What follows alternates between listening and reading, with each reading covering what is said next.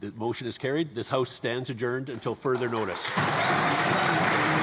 I offered my resignation and asked for dissolution, and the reason I did that is because as we had our conversation, it became very clear to me that the risk that would be posed by, what I believe the risk that would be there for changing the rules and really bending the rules of democracy. It's my honor to stand before you. I've just spoken with the Lieutenant Governor, and she has asked me if I have the confidence of the legislature to form a government, and I've told her that I do.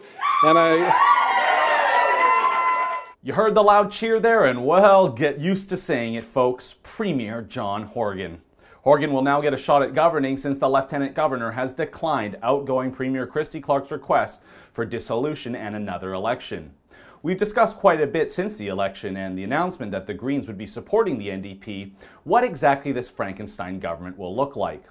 I invite you to go back and look at some of those videos either on our website or on our Rebel Canada YouTube page. In short, get ready for hard left environmental socialism, the potential ending of the Kinder Morgan pipeline project and the Site C Dam. But there is good news, and that's because the margins are still so thin, 44 to 43 seats, and the issue of the Speaker is still not yet resolved.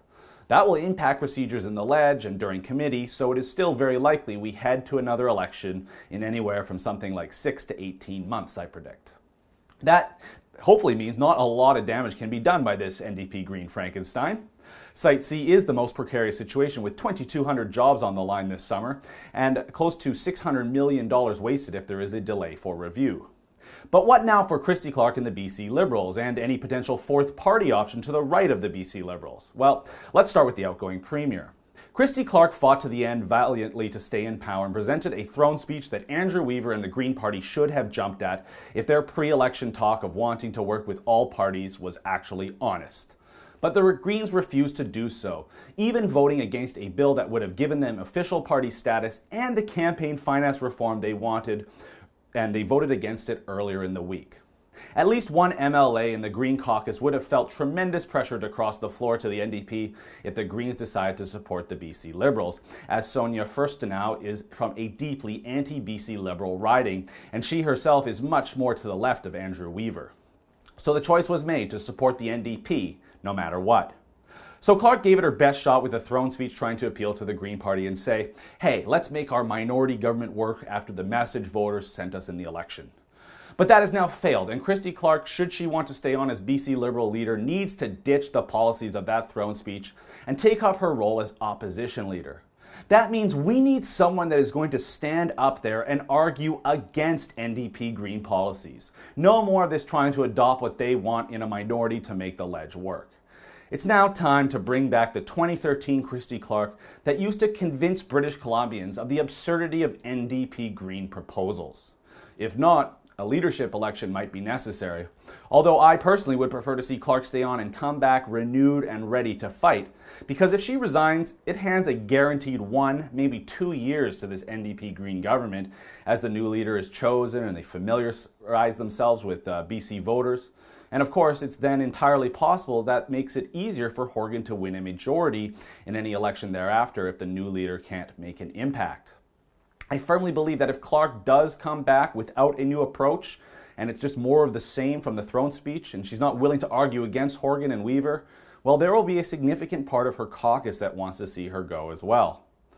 So that leaves an opportunity for, say, the BC Conservative Party or another party to emerge as an option for conservative-minded voters who were rolling their eyes during all the spending promises Clark made during the throne speech.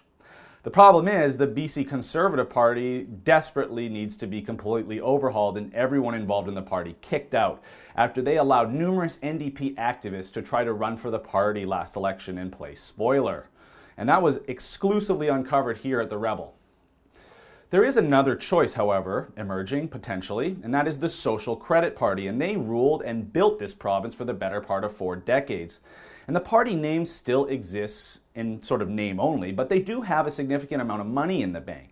But they are currently controlled by a woman in East Vancouver named Carol Woosley, who has simply run 2 candidates in name only each of the last few elections to keep the party registered with Elections BC.